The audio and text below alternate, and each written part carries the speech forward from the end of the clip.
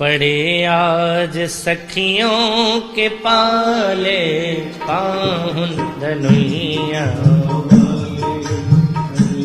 आज सखियों के पाले पाहुन धनुइया वाले। गोरे राजा दशरथ गोरी कौशल्या, गोरे राजा दशरथ गोरी कौशल्या।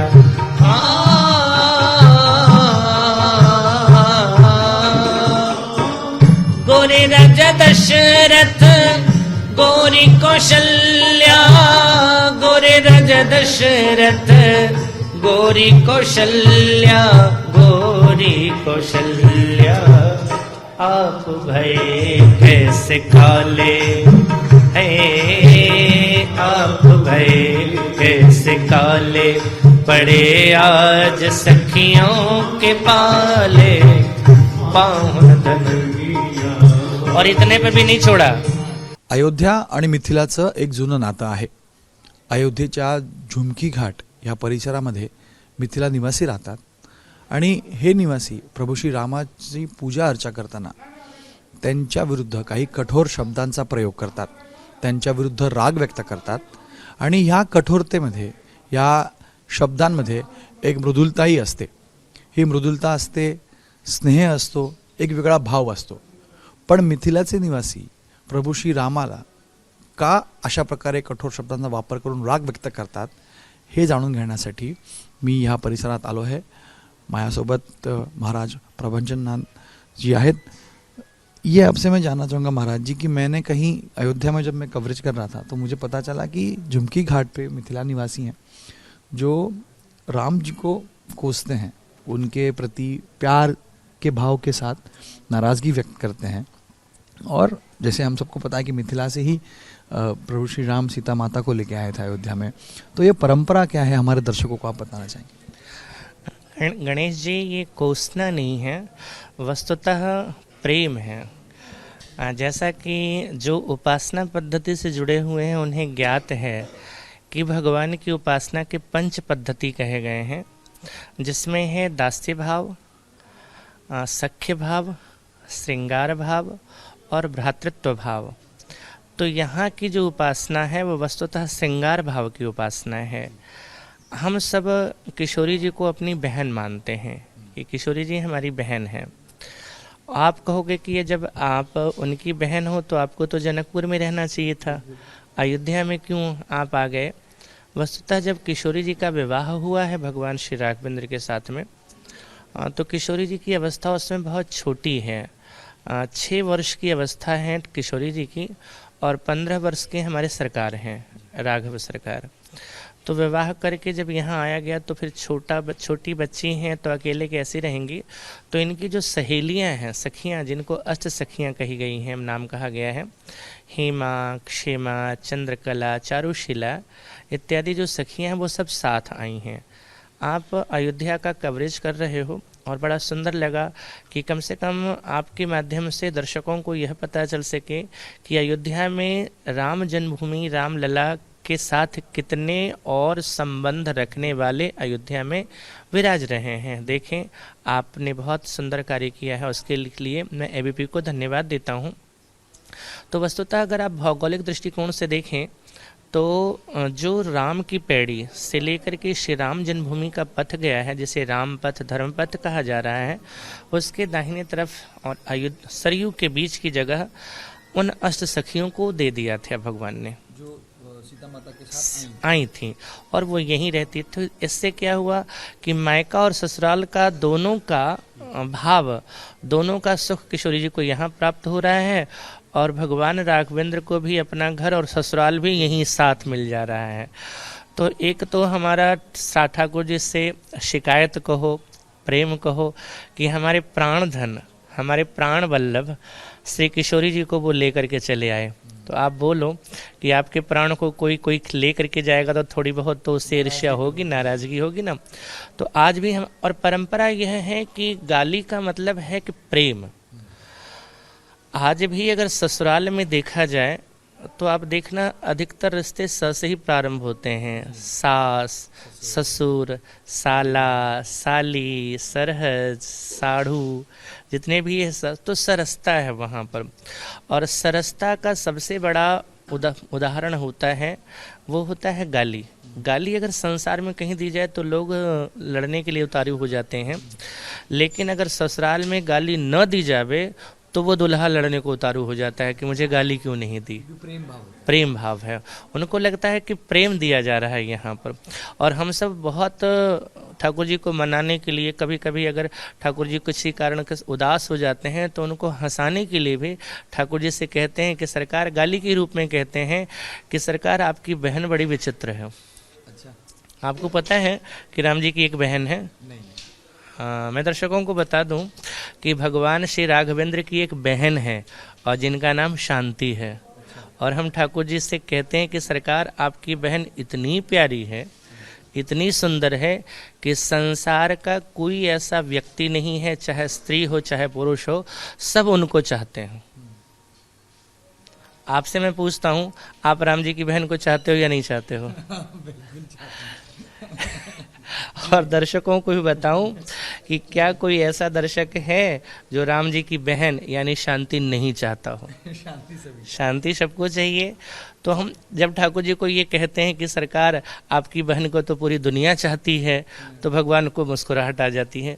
तो भगवान के चेहरे पे कभी उदासी ना आवे और उनको हम हमेशा प्रसन्न रखें, इस भाव के लिए भगवान को हम गाली सुनाते हैं। आज भी हमारे जो ये मंदिर है सिद्धपीठ सियाराम किला झुनकी घाट, हमारे जो पूर्वाचार्य श्री स्वामी जानकी शरण जी महाराज, जिन्हें लोग झुनझुनिया बाबा कहते थे। झुनझुनिया बाबा क्यों कहा गया? नाम जानकी शरण जी है। जैसा कि मैंने कहा कि हमारी उपासना सखी भाव की है, तो आज हम लोग कलयुग में हैं, बहुत सारा है, तो हमारा तो वेश ऐसा है, लेकिन हमारे आचार्य, हमारे सदगुरुदेव भगवान का वेश ये नहीं था। 3 पीढ़ी पहले वो सखी भाव में ही रहते थे, वेश भी सखी उनका था जी। नाकों में बुलाकी, कानों में कुंडल, आँखों में काजल, माथे पे बिंदिया, हाथों में चूड़ियाँ, पाजेब, और स्त्री का जो परिधान होता है उसको वो धारण करके रखते थे। तो आज भी है कि हम ठाकुर जी को यहाँ जीजा मान रहे हैं और हमारे वो जीजा हैं, हमारे बहनों ही हैं। तो आज भी हम ठाकुर जी को जब भोग लगाते हैं तो भोग में हम उनसे कहते हैं, बाहर बैठते हैं, उनको भोजन की थाली देते हैं और साथ में उनको गाली भी सुनाते रहते हैं। तो वो एक भाव आप प्रस्तुत करेंगे हमारे दर्शकों के? जी बिल्कुल बिल्कुल। हमारे आज भी संत लोग जो सखी भाव से हैं वो रोज ठाकुर जी को गाली देते हैं कि सजनवा को दई हो चुनी चुनी गारी, सजनवा को दई हो चुनी चुनी गारी, चुनी चुनी गारी, हाँ चुनी चुनी गारी, चुनी चुनी गारी, हाँ चुनी चुनी गारी, सजनवा को दई हो चुनी चुनी गारी, सजनवा को दई हो चुनी चुनी गारी। राजकुमारी अति सुकुमारी, राजकुमारी अति सुकुमारी, राजकुमारी अति सुकुमारी, राजकुमारी अति सुकुमारी, शांता बहिनी तुम्हारी, पहुनमा को दई हो चुनी चुनी गारी, सजनमा को दई हो चुनी चुनी। गणेश जी, राम जी की बहन राजकुमारी है। राम जी तो राजकुमार हैं, तो बहन भी उनकी राजकुमारी है। राजकुमारी का विवाह किसके साथ होना चाहिए? राजकुमार के साथ होना चाहिए, लेकिन राजकुमार के साथ इनका विवाह नहीं हुआ, क्योंकि शांति किसी राजकुमार के पास नहीं गई। शांति आज भी महात्माओं के पास ही है। दुनिया तो अशांत है, लेकिन शांति अगर कहीं है तो महात्माओं के पास है। तो वही सखियां कहती हैं कि देना तो चाहिए राजकुमार को, लेकिन हुआ क्या? ले भागे जटाधारी, पहुनमा को दई हो चुनी चुनी। जो ब्रह्म पूरी दुनिया को अपने पाले में रखता है, अपने वश में रखता है ना, जनकपुर की सखियों ने उन्हें अपने वश में कर रखा है। आप अगर श्री राम के चरित्र का दर्शन करोगे तो राम के चरित्र में जिसने भी उनसे प्रश्न किया है, जवाब राम ने दिया, लक्ष्मण ने दिया, लेकिन जनकपुर की सखियों के प्रश्न के आगे भगवान बोलते ही नहीं थे, चुपचाप मुस्कुराते रहते थे। एक बार एक सखी ने कहा कि सरकार एक बात बताइए, मुझे समझ में नहीं आता, जहां तक हम जानते हैं कि अगर पिता माता गोरे होंगे तो बच्चा भी गोरा होना चाहिए, और हम जहां तक जानते हैं कि राजा दशरथ गोरे हैं, रानी कौशल्या भी गोरी हैं, तो सरकार आप तो गोरे नहीं हो, काला हो। इसका मतलब काला आपका रंग बताता है कि जरूर है कोई गड़बड़, घोटाला है, इसीलिए आप काले हो। तो सखियां इसके लिए भी कहती हैं कि पाहुन धनुहिया वाले पड़े आज सखियों के पाले, पाहुन धनुहिया आज सखियों के पाले, पाहुन धनुहिया वाले। गोरे राजा दशरथ गोरी कौशल्या, गोरे राजा दशरथ गोरी कौशल्या।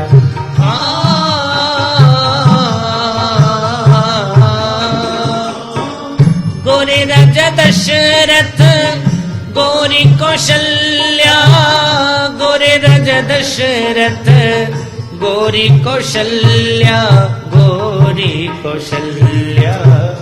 आप भय कैसे काले हैं, आप भय कैसे काले, पड़े आज सखियों के पाले, पाहुन धनुहिया। और इतने पर भी नहीं छोड़ा, भगवान श्री राघवेंद्र के मन में अगर अगाध प्रेम श्रद्धा और अगर पूज्य का भाव है तो महाराज दशरथ के प्रति है या फिर गुरुजी के प्रति है, तो सखियों ने गुरुजी तक को नहीं छोड़ा है। गुरुजी के लिए, हाँ, गुरुजी को कहते हैं कि ई बुढ़वा बाबा के पकल पकल दाढ़ी, विश्वामित्र के लिए कहा, वशिष्ठ के लिए कहा कि दाढ़ी इनकी सफेद हो गई है। मराठी लोग तो समझ ही रहे होंगे ना। ई बुढ़वा बाबा के पकल पकल दाढ़ी, देखे में दुबर पातर, दुबर पातर समझते हैं, पतले पतले दुबले, देखे में दुबर पातर, पर खाए भर थारी, बता द बबुआ लोगवा देत काहे गारी, बता द बबू। अच्छा, एक बात और है, लक्ष्मण जी कभी सह नहीं सकते। जहां तक लक्ष्मण के चरित्र को हम जानते हैं, अगर राम जी के प्रति किसी ने कुछ कह दिया तो उसको क्षमा करने वाले नहीं थे। अपने पिता महाराज दशरथ को तो छोड़ा ही नहीं। रामचरितमानस में आप पढ़ोगे कि गंगा के तट पर सुमंत के सामने, यानी राम भी सामने हैं, सुमंत हैं, पिता के जैसे हैं, और तब सुमंत के सामने क्या कहा, लखन कहे कछु बचन कठोरा। महाराज दशरथ को छोड़ा नहीं, किस लिए कि मेरे राम को उन्होंने जंगल भेज दिया, यानी राम को तकलीफ दी, राम को कुछ कहा। तो जो पिता को नहीं छोड़ते हैं, राम जी के ऊपर आंच आई थोड़ा सा, सिर्फ राजा जनक ने कहा वीर विहीन मही में जानी, तो माखे लखन कुटिल भय भौं हैं, ऐसे हो गए, यानी क्रोध आ गया, आंखों में लालिमा आ गई, भावों को चढ़ा लिया, तुरंत खड़े होकर के कह दिया, महाराज जनक संशोधन करो अपनी प्रतिज्ञा में, क्या कहते हो, रघुवंश का जहां एक बालक हो वो वीर विहीन धरा कैसे हो सकती है। और जब राम जी को सखियां ये सब कहती हैं तो थोड़ा इनको बुरा लग रहा है, लेकिन सखियां उनको भी कहती है सावधान, हाँ, अवध नहीं ई ससुरारी है, अयोध्या नहीं है, ये ससुराल है। और सरकार आप तो जनकपुर में जाकर के अयोध्या बसा नहीं पाए, लेकिन हम आपकी अयोध्या में जनकपुर बसा दिए। अवध नहीं ई ससुरारी है, इतना बुझिह पक्का। और बड़े बड़े लोगन के ससुरारी में छुट गए छक्का। छक्का छुड़ाना समझते ना? बड़े बड़े लोगन के ससुरारी में छुट गए छक्का। और ये लाल लाल अखियां दिख लईब, लेकिन तनियो हम डरब ना। फिर ठाकुर जी से कहती हैं, हे पहुना अब ये मिथिले में रहूं ना। जौने सुख बा ससुरारी में, जौने सुख बा ससुरारी में, तौने सुख बा कहूं ना। राज की बात बताऊं गणेश जी, राम जन्म भूमि में बैठ करके ठाकुर जी को उतना आनंद नहीं मिलता है जितना आनंद इस मोहल्ले में बैठने में मिलता है, इसी अयोध्या में। इसीलिए इस जगह का नाम है सियाराम किला। राम जी अपने किला में को छोड़ करके, दशरथ जी का जो महल था वहां छोड़ करके ये इसी क्षेत्र में ज्यादा रहते थे, इसलिए इस जगह का नाम ही है सियाराम किला। ये है ठाकुर की विशेष आनंद की जगह। यहीं पर ठाकुर जी विराजते थे किशोर जी के साथ, और तब से हम आज भी भगवान को वही ससुराल का सुख देते हैं जो उस समय मिलता था उनको।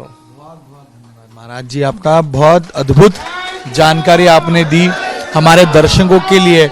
ऐसी बातें आपने बताई, एक जो प्रेम का भाव, जो प्रेम का नाता है, जो डोर है, कैसे अब तक जुड़ी है, उस परंपरा को आप किस तरह आगे ले जा रहे हैं, हमारे दर्शकों तक ये बात पहुंची। आपका बहुत बहुत शुक्रिया। तर महाराजजींनी तर स्पष्ट केली की जे दुष्ण देणं म्हणतो आपण, ते दुष्ण देणं नाही, तर एक प्रेमाचा भाव आहे। या प्रेमाच्या नातामुळेच या सियाराम किल्ल्यामध्ये प्रभू श्रीराम नेहमी यायचे आणि यासाठीच इथं या किल्ल्याला नाव दिलं गेलं आणि अजूनही ती प्रेमाची परंपरा इथं सुरूच आहे। कॅमेरामॅन अनिल संगरेसह गणेश ठाकूर, एबीपी माझा, अयोध्या। एबीपी माझा, उघडा डोळे बघा नीट।